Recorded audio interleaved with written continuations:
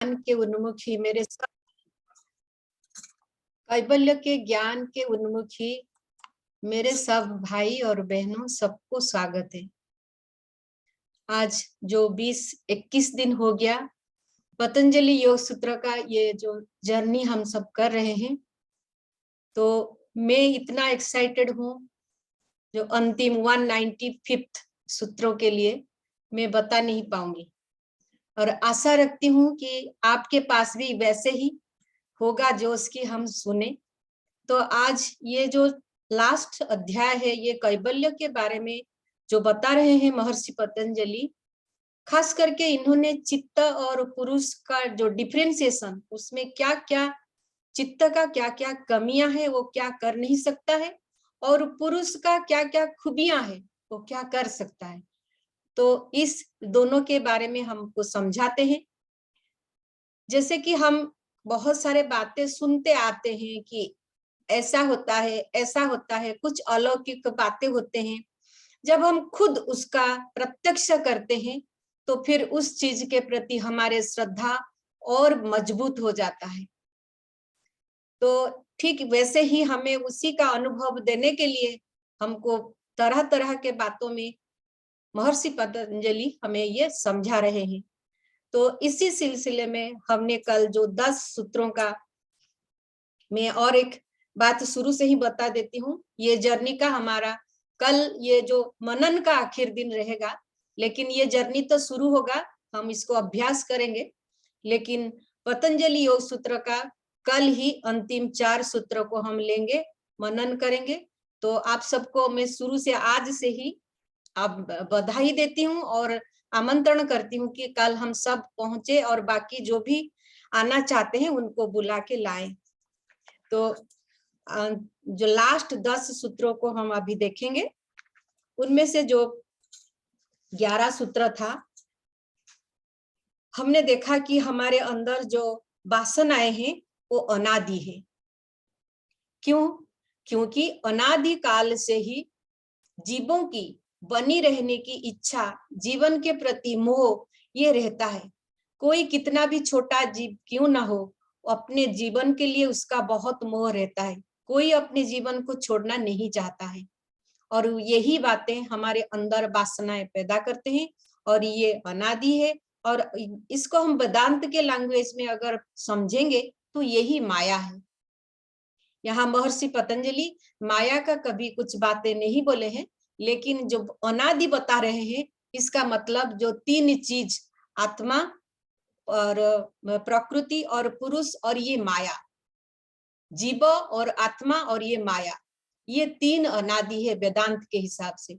तो अभी हमने देखा जैसे कि इन्होंने बताया ये वासनाएं हमारे अनादि है। तो माया के कारण ये प्रकृति और पुरुष का संयोग हो गया है और ये जो प्रकृति संयोग हुआ था इसका लक्ष्य था पुरुष को भोग और मुक्ति दिलाने के लिए, भोग और अपवर्ग। लेकिन यहाँ जब जीवात्मा क्या करता है, भोग में, हम सब भोग में लिप्त रहते हैं, मोक्ष के बारे में ध्यान नहीं देते हैं। और कैसे किसके चित्त में ध्यान, ये मोक्ष के लिए, कैबल्य के लिए, मुक्ति के लिए या निर्वाण के लिए जो भी आप बताएं, या लिबरेशन, इसके लिए कैसे पैदा होते हैं इच्छाएं, ये हम अभी समझ चुके हैं। ये कर्मों का ही संस्कार है।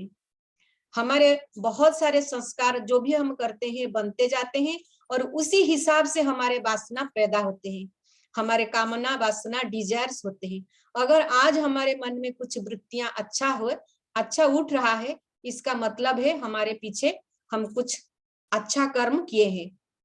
तो आज अगर उसी कर्म को हम और भी अच्छा करेंगे, जितना भी दोष त्रुटि है उससे रहित होके हम कर्म करेंगे, अविद्या अस्मिता राग द्वेष अभिनिवेश से ऊपर उठ के हम अपना कर्तव्य कर्म करते हैं, तो हम और भी संस्कार नहीं बनाएंगे और हमारे लिए प्रकृति ये अपना रास्ता खोल देगा, ऐसे महर्षि पतंजलि बताए हैं।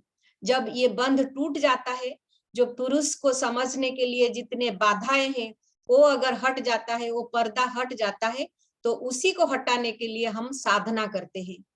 क्षेत्रीय का वत मतलब चासी अपने खेत में पानी देने के लिए जैसे बंध को तोड़ देता है, वैसे ही हम साधना के द्वारा हमारे जो ऑब्स्टेकल है, क्यों? मुक्ति, पूर्णता हमारा स्वभाव है, और ये इसके और हम क्यों नहीं जा पा रहे हैं?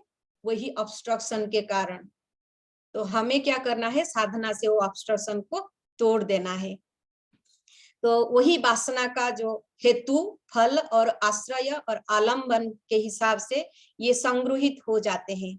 हेतु का मतलब है जो क्लेश पंच अविद्या, अस्मिता, राग, द्वेष, अभिनिवेश पंच क्लेश हेतु है, और जन्म, जाति, आयु, भोग ये फल है, और आधार है चित्त, और विषय जो होता है वो है पंच महाभूत। इन्हीं के द्वारा हमारे जो हमारे अंदर वासनाएं उठते हैं और वो आक्शन भी बन जाते हैं। हम उसी हिसाब से वासनाओं को पूर्ण करने के लिए एक के बाद काम करते जाते हैं। और वही कुछ कुछ वासनाएं जब अतीत हो जाता है और कुछ कुछ आने वाला होता है और कुछ वर्तमान में रहता है, महर्षि पतंजलि 12 सूत्र में बताए, अतीता अनागतम स्वरूपतोऽध्यस्त्य ध्वभेदात् धर्माणाम, ये अपने धर्म में रहते हैं। क्या है इनका धर्म? 3 गुण, सत्व, रज, तम गुण के साथ हर कुछ भी नष्ट नहीं होता है, कुछ कुछ अतीत हो जाता है और कुछ कुछ अब भविष्यत में रहते हैं सूक्ष्म रूप में, और कुछ वर्तमान में रहते हैं। और ते व्यक्त सूक्ष्म गुणात्मान 13 सूत्र में इन्होंने बताए। ते मतलब वही जो हमारे वासनाएं कुछ व्यक्त होते हैं, कुछ वर्तमान में चलते हैं, और बाकी सूक्ष्म रूप में, अगर हो गया है तो अतीत के रूप में, और नहीं हुआ है तो फ्यूचर या भविष्य के रूप में सूक्ष्म रूप में रहते हैं, कहीं जाते नहीं है। और परिणामिकत्वत् वस्तु तत्वम, तो ये जो होता है सत्व, रज और तम का परिवर्तन में सबका एक यूनिकनेस रहता है। क्यों? ये सत्व, रज, तम का परिमाण अलग अलग है। आप जो आपके अंदर जितने ये 3 गुण है, हम सब में ये इसका प्रोपोर्शन अलग अलग है, इसलिए हम सब यूनिक है। और वस्तु साम्य चित्त भेदात् तयोर विभक्त पंथा, एक वस्तु को अलग अलग चित्त अलग अलग रूप से देखता है, अलग अलग रूप से समझता है। क्यों? इसी के कारण जो चित्त का जैसे उसके ऊपर जितना अंदर वो जाता है वो वस्तु के ऊपर, उसको ऐसे ही वो जान पाता है। जैसे कि एक टीवी में फैमिली सीरियल चल रहा है, बेटी देख रही है, माँ देख रही है और दादी माँ देख रही है, और बेटी क्या देख रही है? कितना ऑर्नामेंट पहना हुआ है, कैसा ड्रेस पहना हुआ है, कौन सा डिजाइन है, उसका जूता कैसे, लिपस्टिक कैसे लगा है, हेयर स्टाइल क्या है। और उसकी माँ कैसे देखती है? माँ देखती है कि इसका रिलेशन क्या है, सास ससुर, ये जो उसका ऐसे कहाँ सामान कहाँ पर रखा हुआ है, घर की सजावट कहाँ है, डाइनिंग सेट कहाँ है, किचन में कौन सा चीज कहाँ पर है। और वही दादी माँ क्या देखती है? वो देखता है कि बेचारा सासू को कोई देखभाल नहीं कर रहा है, बेचारा बेटी बिगड़ती जा रही है, बेचारा बेटा बाहर घूम रहा है, पिता का साथ काम पे नहीं जाता है। ऐसे सब हम एक बात होता रहता है, हमारे चित्तों का जो उसी समय जो स्थिति है वो अलग अलग है, और उसी हिसाब से हर वासना को भी हम अलग अलग अनुभव करते हैं। और तत् उपरागापेक्षित्वा चित्तस्य वस्तु ज्ञाता ज्ञातम, और जो चित्त जिस वस्तु के ऊपर जितना गहरा जाता है, समझता है, वो वस्तु को वो उतना जान पाता है। तो जिसके ज्ञान, इसीलिए जब बाहर की वस्तु का छवि चित्त के ऊपर पड़ता है तो चित्त उसको जान पाता है। अगर वो छवि नहीं पड़ता है, इसका छवि पड़ने का मतलब है मैं अगर कुछ चीज सामने देखती हूँ, उसका ज्ञान मेरे दिमाग में ऑलरेडी है, तो मैं उसको पहचान लेती हूँ। अगर मैं इसको नहीं देखी हूँ, ये मेरे लिए नया है, तो मैं पहचानती नहीं हूँ। तो इसीलिए होते हुए भी कुछ कुछ वस्तुएं चित्त के लिए वो दृश्य होते हैं, और किसी किसी चीज दृश्य नहीं होते हैं। कभी चित्त को ज्ञात होता है और कुछ कुछ वस्तु अज्ञात भी रह जाते हैं। वो होते हुए भी चित्त को ये क्यों बता रहे हैं महर्षि? चित्त का ये लिमिटेशन है, कमियां है। चित्त हर चीज को जैसा है वैसा समझ नहीं सकता है, वो चीज को वो जितना अंदर जाता है उसके अंदर उतना समझ पाता है, और उसी हिसाब से उसके जितना पिछले ज्ञान है उसी ज्ञान से वो उसको समझ लेता है। लेकिन इसके कॉन्ट्ररी टू पुरुष सदा ज्ञाता चित्त वृत्तयस्तत् प्रभो पुरुषस्य परिणाम अपरिणामित्वात्। तो चित्त परिणामी है मतलब बदलता है, और पुरुष अपरिणामी है, वो स्थिर है। कल हमारे श्रीनिवास भैया बोल रहे थे जैसे कि ये सारा विश्व का प्रेसिडेंट है, वो स्थिर है, वो कभी कहीं नहीं गए हैं, वो थे, है और रहेंगे। तो इसी के कारण उनके सामने जितने सारे ये दुनिया का जो चक्र चलता रहता है वो सबका विटनेस प्रिंसिपल है, साक्षी स्वरूप है, उनको सब पता रहता है, वो सर्वज्ञाता है। सदा ज्ञात चित्त वृत्तय स्तत् प्रभो, वो चित्त का प्रभो बोला गया है किसको? ईश्वर को, और ये पुरुष को, और वही पुरुष सदा सब उसको पता है। जितने भी पुरुष अपरिणामी अनचेंजेबल होने के कारण सब चेंज को वो देख पाता है। ये सोचने की बात है, सुपरफिशियली इसको ना सुने, थोड़ा सोचे कि जो अनचेंजिंग है वही चेंज को देख पाता है, जो खुद चेंजेबल है वो चेंज को नहीं देख पाएगा। मैं इसी जगह पर बैठ रहूं तभी ना मैं सामने जो होता है उसको मैं जान पाऊं। अगर मैं ही बदलता रहूं, मैं कुछ देर के लिए इधर गया उधर गया, तो मेरे नहीं होने के कारण जो कुछ बदल गया मुझे कैसे पता चलेगा? तो यही समझने की बात है। पुरुष अनचेंजेबल है, अपरिणामी है, और इसीलिए उसको सब पता रहता है।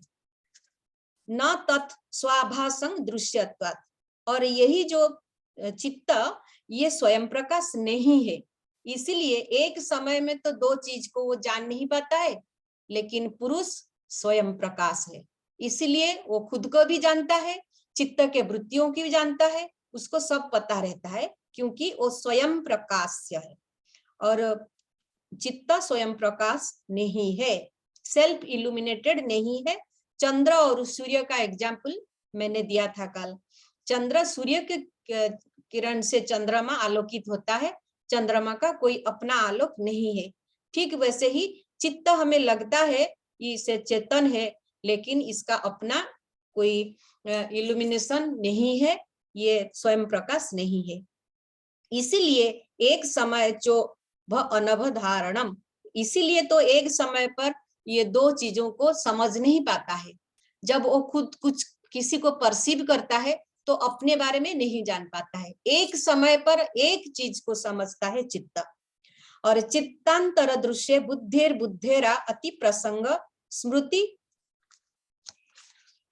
सूत्र को देखते हैं। तो यही हमारा कल खत्म हुआ था, आज देखेंगे।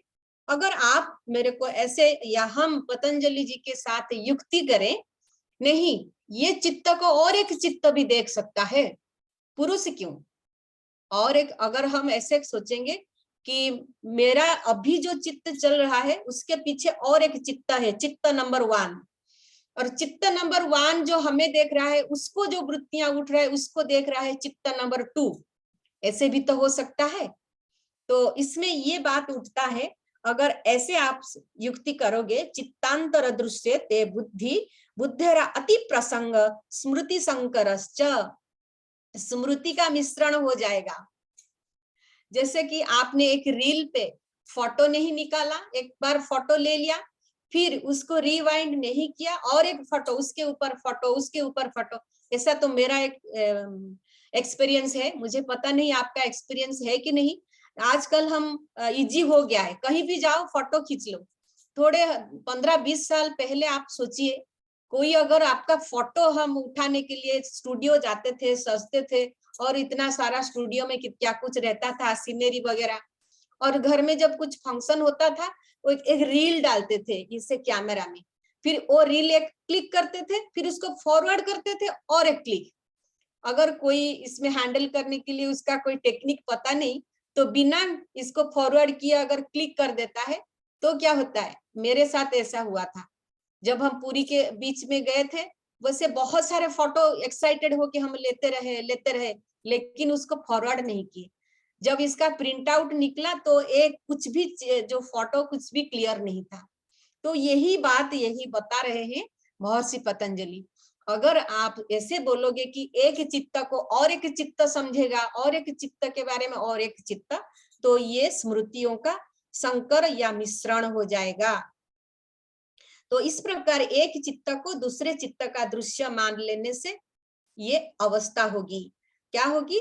स्मृति का मिश्रण हो जाएगा, कंफ्यूजन होगी, कुछ भी चीज किसी के कुछ भी कोई कुछ काम नहीं कर पाएगा। तो ऐसे बताते हुए इन्होंने फिर नेक्स्ट बता रहे हैं 22, चित्तेर प्रति संक्रमया तदाकारपत्तौ स्वबुद्धि संवेदनम। तो चित्तांतर दृश्यत्वे बुद्धि बुद्धेर अति प्रसंग स्मृति संकरश्च। अगर हम ऐसे सोचेंगे कि एक चित्त का दृश्य दूसरे चित्त देख रहा है, दूसरे को और एक बुद्धि बुद्धि अति प्रसंग, मतलब वह चित्त फिर दूसरे चित्त का दृश्य हो जाता है।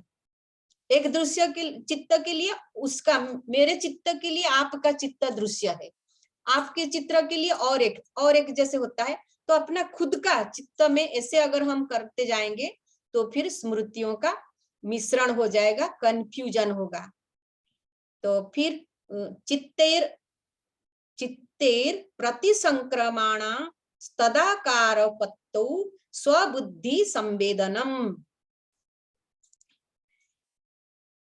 इसका मतलब है चित्ते, यहाँ एक शब्द है चित्त, अंत में हम पढ़ेंगे चित्ती शक्ति। पहली बार हम पुरुष और बुद्धि के चित्त के बीच और एक शब्द को यहाँ देख रहे हैं, चित्ती। चित्ती मतलब चेतन शक्ति, पुरुष का जो तत्व है उसको हम चित्ती समझते हैं। चित्त के साथ कंफ्यूजन नहीं करना है। चित्त और पुरुष, चित्त के लिए जो पुरुष का चेतन को जो स्टिमुलेट करता है वो तत्व है चित्ती शक्ति। तो पुरुष जैसे अनचेंजेबल है, अपरिणामी है, उसका चित्ती भी वैसे ही अपरिणामी है। और ये चेतन पुरुष निर्विकार, अपरिणामी, क्रियाशून्य और असंग है, इससे कोई संदेह नहीं। परंतु ये जब विकासशील नाना प्रकार के दृश्य पदार्थ के प्रतिबिंब से तदाकार हुए चित्त के संबंध में जब वह चित्त के आकार वाला माना जाता है। तो ये हम पढ़े थे वृत्ति सारूप्यम इतरत्र। तो हमारा चित्त रंगा हुआ अभी दोनों रंग में, किसके रंग में? दृश्य के रंग में और दृष्टा के रंग में। चित्तेर प्रति संक्रमण तदाकारपन्तौ स्वबुद्धि संवेदनम। इसको अच्छा से समझते हैं।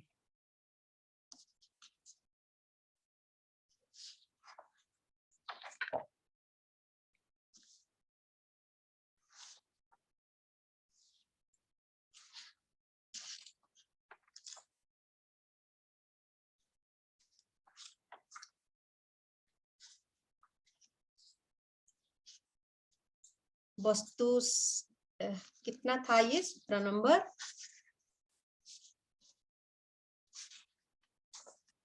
बाईस। हाँ, चित्तेर प्रति संक्रमाया तदाकारपन्तौ स्वबुद्धिर संवेदनम। रूप रस आदि विषयों में न घुलने वाले अपरिणामी चेतन जीवात्मा के विषयाकार प्राप्त चित्त के साथ संबंध हो जाने पर जीवात्मा को विषय से युक्त अपने चित्त का ज्ञान होता है। तो अभी हमने देखा चित्त पुरुष और पुरुष का चित्ती शक्ति, और हमारे चित्त दृश्य के साथ दृश्य के रंग में रंगा हुआ है, और इस तरफ पुरुष इसके पीछे खड़ा है, पुरुष का रंग में भी रंगा हुआ है।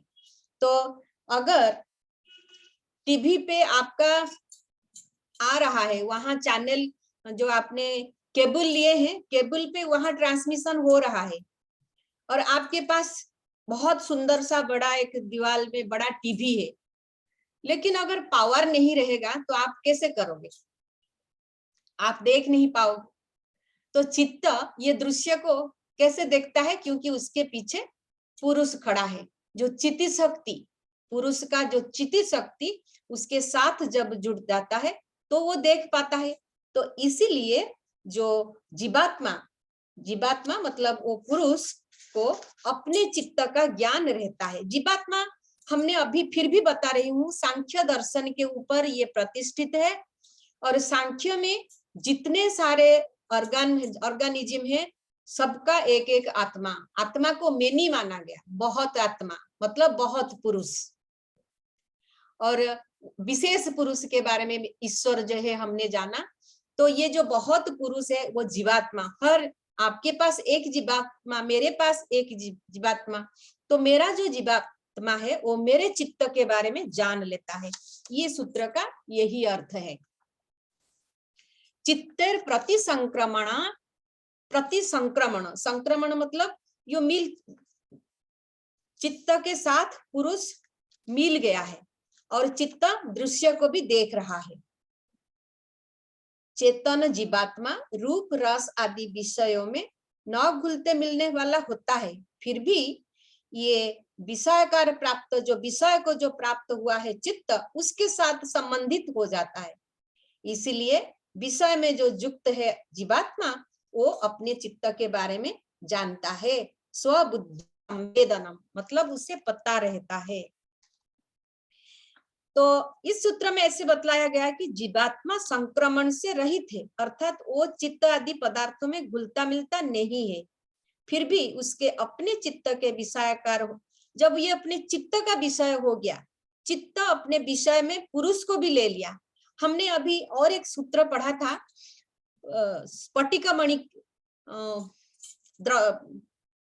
जब हमारा चित्त स्फटिक मणि सदृश हो जाता है तब उसमें क्या होता है, जैसे जो स्वच्छ मणि के ऊपर जो कलर हम रखते हैं वो वैसा ही रंग में रंगीला हो जाता है, वैसे ही उसी रंग को ले जाता है। और अभी हम क्या पढ़ रहे हैं, हमारे चित्त, साधक का चित्त अभी बहुत ही अच्छा हो गया है, एकदम क्वालिफाइड चित्त है उसका। और यही चित्त से पुरुष भी जुड़ गया है और दृश्य भी जुड़ गया है। इसलिए जो जीवात्मा या पुरुष, वो चित्त के बारे में उसको ज्ञान रहता है, या चित्त में वो ज्ञान रहता है। जीवात्मा को अपने चित्त का ज्ञान रहता है। तभी क्या होता है उसके बाद, द्रष्टु दृश्यो परक्तं चित्तं सर्वार्थम।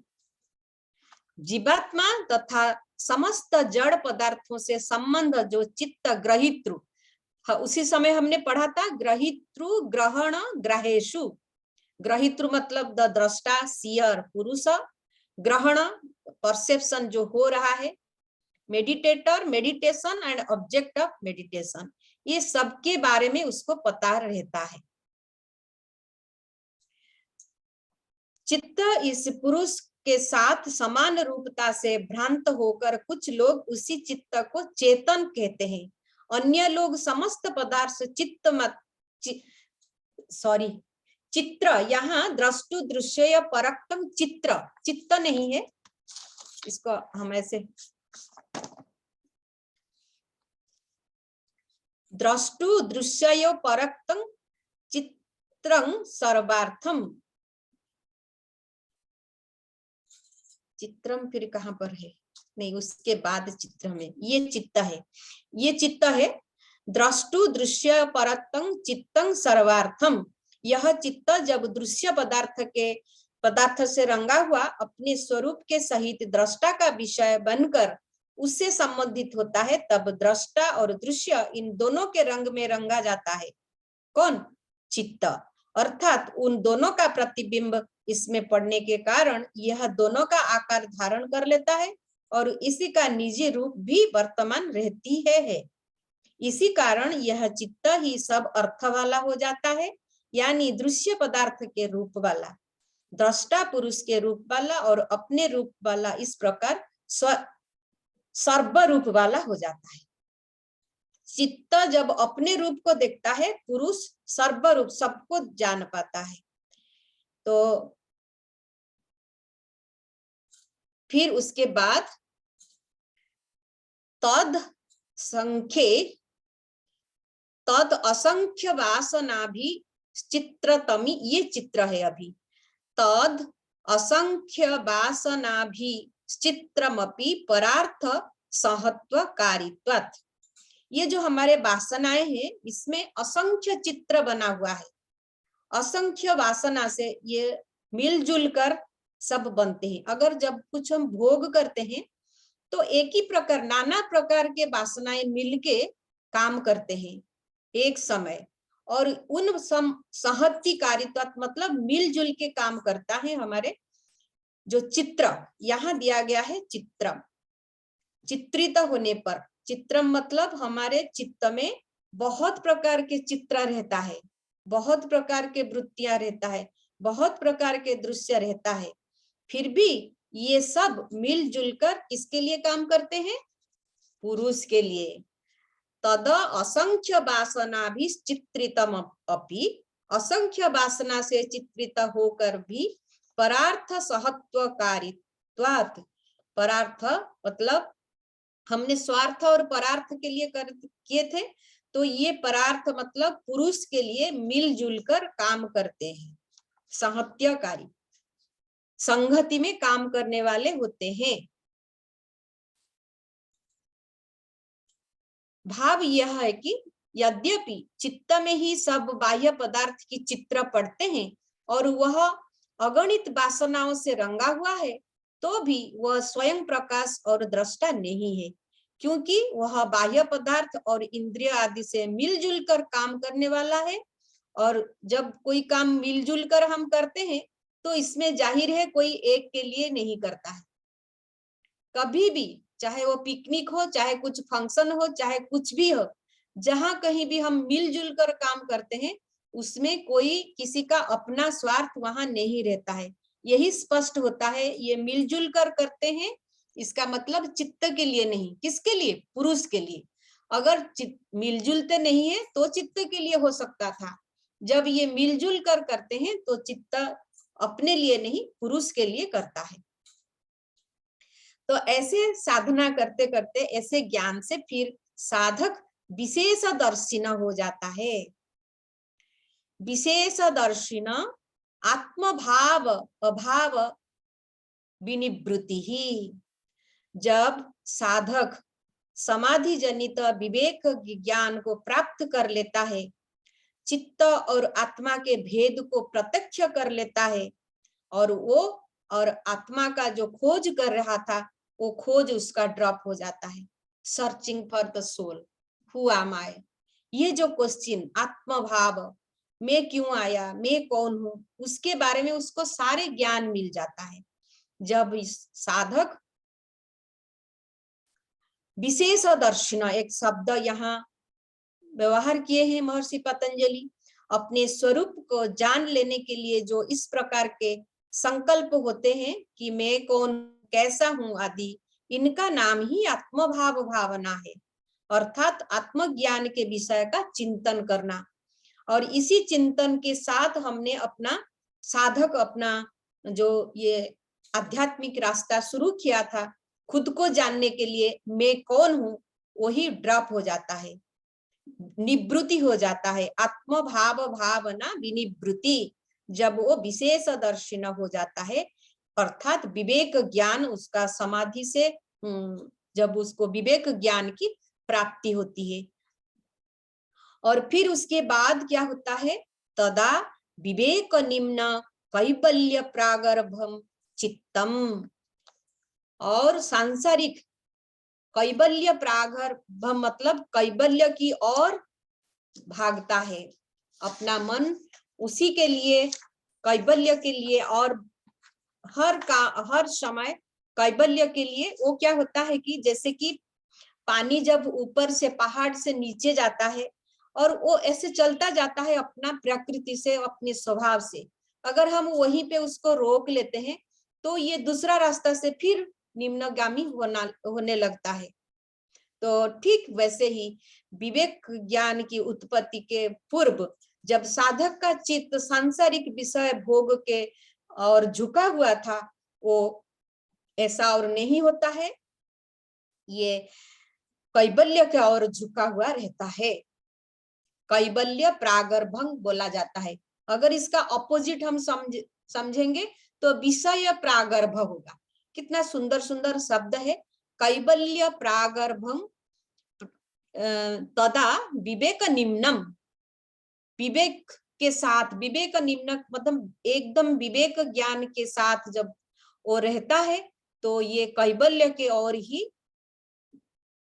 भागता है, कैबल्य की ओर जाता है और विषय सांसारिक या विषय प्रागर्भ से दूर होता है। जब विवेक ज्ञान नहीं होता है तो सांसारिक विषय में ये मन झुका हुआ रहता है, और जब विवेक ज्ञान हो जाता है तो कैबल्य की ओर झुका हुआ रहता है, ऐसे बताया गया है। अज्ञान अवस्था में साधारण मनुष्य का चित्त अज्ञान में निमग्न और विषय परायण अर्थात विषय के अभिमुख रहता है, अभिमुख। परंतु जब विवेक ज्ञान का उदय हो जाता है उस समय योगी का चित्त निस्सार संसार के विषय से और नहीं जाता, उसे सर्वथा विरक्त हो जाता है और उस विवेक ज्ञान में निरंतर बहता है तथा कैबल्य के अभिमुख हो जाता है। प्रागर्भक मतलब कैबल्य के अभिमुख चलता है। जैसे कि ये कैबल्य के अभिमुख चलता है, फिर भी वहां चांद से वासनाएं बहुत डीप संस्कार उठने की, उसी को फिर बता रहे हैं महर्षि पतंजलि, तत्छिद्रेषु प्रत्यय अंतराणि संस्कारेभ्य। विवेक ज्ञान में निमग्न हुए चित्त में भी कभी कभी व्युत्थान अवस्थाओं की समय आ जाती है और अलग अलग जो दग्ध बीज नहीं हुआ है जो संस्कार, वो संस्कार भी उठने लगते हैं। तो वो शायद पूर्व जन्मों का हो या वर्तमान जन्मों का हो या संप्रज्ञात समाधि का संस्कार हो, ये कुछ भी संस्कार उठ सकते हैं। कब? तत्छिद्रेषु, जब वो ज्ञाप रह जाता है। तत्छिद्रे, विवेक ज्ञान का प्रभाव का बीच बीच में अगर टूट जाने पर हमारा व्युत्थान संस्कार आने की संभावनाएं रहते हैं। फिर भी संप्रज्ञात समाधि के बाद ये भी ऐसा रहता है, विवेक ज्ञान हो गया फिर भी संस्कार उठने की संभावनाएं रहते हैं। तो फिर वो संभावनाओं को हम क्या करेंगे? हानम ऐसा क्लेश बदुक्तम, हमने क्लेशों को जैसे खत्म किया था, हान मतलब खत्म किया था, विनाश किया था, इसी को भी वैसे ही खत्म करना होगा हमें। हानम ऐसा क्लेश बदुक्तम, क्लेशों को हमने कैसे किया था? हमारे पंच क्लेश अविद्या, अस्मिता, राग, द्वेष और अभिनिवेश को हमने कैसे किया था? हमने वैराग्य और जो विवेक वैराग्य तो किया, सॉरी अभ्यास वैराग्य क्रिया योग से, तपस स्वाध्याय ईश्वर प्रणिधान से हमारे क्या फायदा हुआ था? समाधि का भावना आई थी और क्लेश तनुकरण हुआ था, क्लेश कम हुआ था। फिर उसके बाद प्रति प्रसव हेय सूक्ष्म, इसको सूक्ष्म रूप ध्यान के द्वारा हमने उसको सूक्ष्म किया और वो सूक्ष्म रूप को हमने इन्वोल्यूशन किया, उसको प्रति प्रसव वापस प्रकृति में डालने की बात हुई थी। तो ठीक वैसा ही हानम ऐसा क्लेश बदुक्तम, तपस स्वाध्याय ईश्वर प्रणिधान तथा विवेक ख्याति आदि उपायों से इन जो लौकिक संस्कारों का भी नाश क्लेशों की नाश के समान किया जाता है। हानम ऐसा क्लेश बदुक्तम। सो तो नहीं गए हैं कोई? नहीं मैम, यही है ना दीदी। तो फिर हमारे जो क्लेश की भांति हमने किसको नाश किया? जो बीच बीच में विवेक ज्ञान होने के बावजूद भी तत्छिद्रेषु, वो कहीं कहीं फिर भी संभावनाएं रहा, कुछ संस्कारें ऊपर उड़ सकते हैं, हमें व्युत्थान संस्कार उसको बोला जाता है, हमें फिर सांसारिक मोह में बांध सकते हैं, ले सकते हैं। तो जैसे कि कोई मिसाइल को हम छोड़ने के लिए पर्टिकुलर एक जगह पर छोड़ देते हैं ताकि वो ऊपर जाए और नहीं आए, और उससे नीचे अगर करते हैं तो वो गिर जाता है। तो हमारा यहाँ जब हम समाधि के ओर जा रहे हैं, कैवल्य के ओर, ठीक वैसा ही है। हम अभ्यास करते करते करते करते वहां तक अभी तक नहीं पहुंचे कि हम और वापस कभी नहीं आएंगे। हमारा मिसाइल उस लेवल तक नहीं गया है। तो अभी कैसे जाएगा इसको देखते हैं।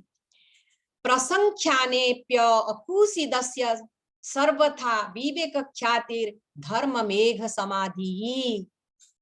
श्रीनिवास सर, जब धर्म मेघ समाधि होती है तब ये वापस हमें आने की संभावनाएं कम हो जाती है, नहीं होती है। तो क्या है ये धर्ममेघ समाधि? प्रसंख्याने अप्य अकुसिदस्य। जो प्रसंख्याने मतलब वो विवेक ख्याति जब कंटिन्यू चलता है, और उसी के प्रति अकुसिदस्य मतलब वैराग्य आ जाता है।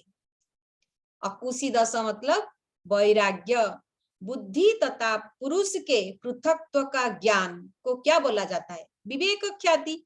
इसी को ही प्रसंख्यान बोला गया है, प्रसंख्यान बोला गया है। और वही ज्ञान, वही विवेक ख्याति की प्राप्ति हो जाने पर भी जो सिद्धियां हमने मिला था, हमने लास्ट 3 चैप्टर में कितने सिद्धियां को पढ़ा, वो सिद्धियों के प्रति हमारा वैराग्य हो जाता है, तो फिर हमें धर्म मेघ समाधि की अवस्था होती है। और बहुत सारे मुनि योगी जो धर्म मेघ समाधि को प्राप्त किए हुए हैं, उन्हीं का और संसारिक के और मन कभी नहीं वापस आता है। और ये जो धर्म मेघ समाधि है उसको हम ऐसे करते हैं,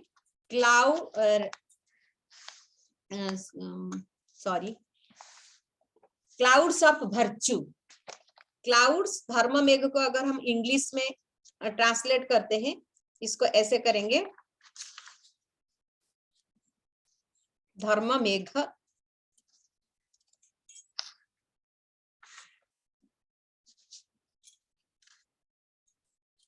क्लाउड्स ऑफ वर्च्यूस और धर्म।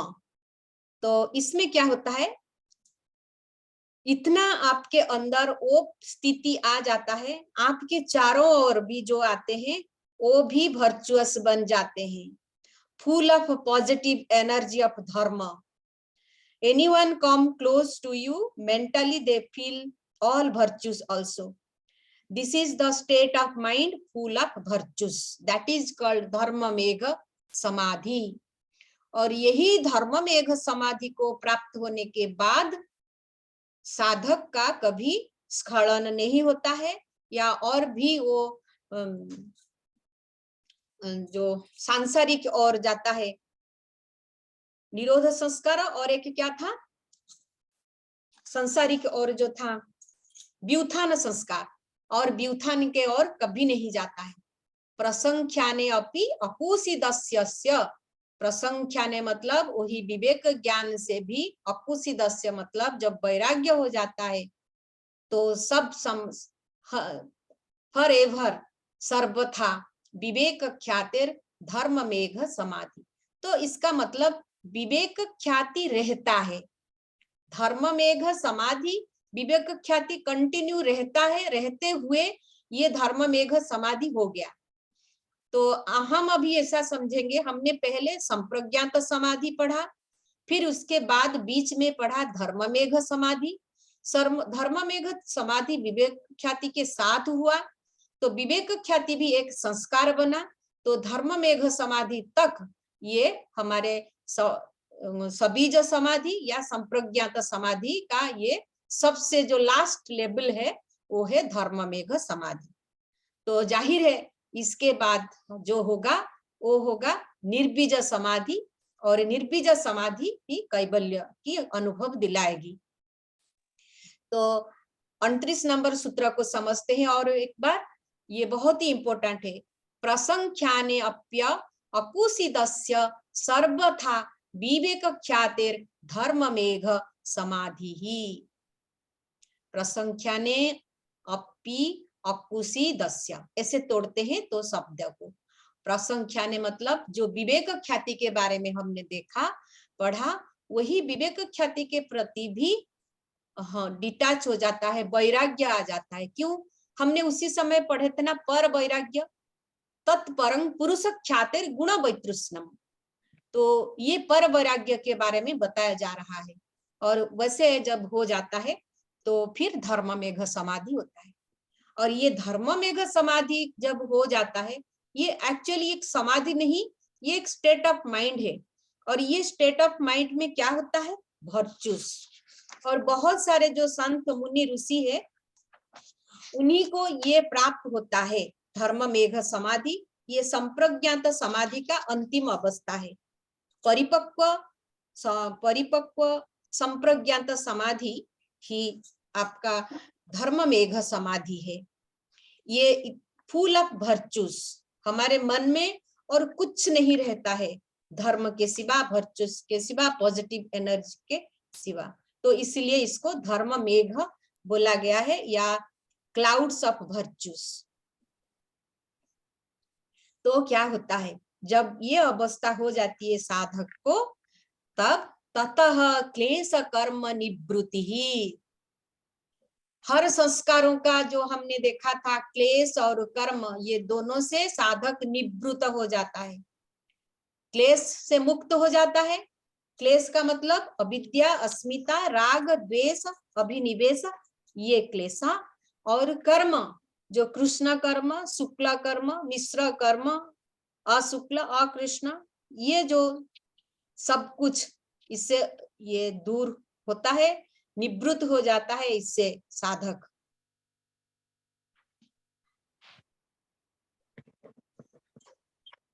धर्म मेघ समाधि में ही समस्त क्लेशों का नितांत समाप्त हो जाते हैं। और यह असंप्रज्ञात समाधि है, कहीं कहीं बताया जाता है।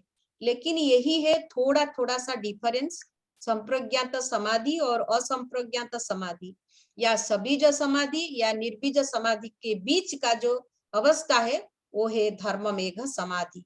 इसका मतलब है धर्म मेघ समाधि भी सबीज समाधि है, क्योंकि उसमें विवेक ख्याति का संस्कार है और उसी से क्लेश और कर्म का निवृत्ति हो जाता है। ऐसे हमने 30 सूत्र को पढ़ लिया, जान लिया, थोड़ा थोड़ा समझने की हमने कोशिश किया। और कल हम जो बाकी 4 सूत्र है उसको हम जानेंगे। और हमारा ये जो क्लेश कर्म निवृत्ति, इसी के बारे में आप सब लोग आज मनन करें, क्योंकि सारे अध्याय में हमने इतना तक जो किया, क्लेश को जाना, वृत्तियों को जाना, और कैसे वृत्ति बना, कैसे क्लेश हुआ, क्लेश क्या है, संस्कार कैसे बना, तो फिर इसी से निवृत्त हो जाना ही हमें निर्बीज समाधि की ओर जाना होगा। तो इसीलिए आज से कल 3 बजे तक आप लोग क्लेश और कर्म के बारे में थोड़ा मनन कीजिए, और फिर कल हम इसका अंतिम अध्याय को आलोचना करेंगे। जो अंतिम 4 सूत्र है उसके ऊपर मनन करेंगे। आज के लिए यही विराम लेते हैं। एक लंबा श्वास अंदर भरे,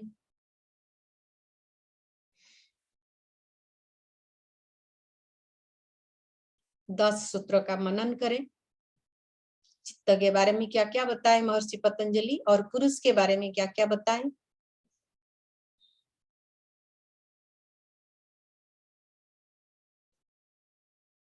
ओम सर्वे भवन्तु सुखिनः, सर्वे सन्तु निरामया, सर्वे भद्राणि पश्यन्तु, मा कश्चित् दुःखभाग् भवेत्। ओम शांति शांति शांति।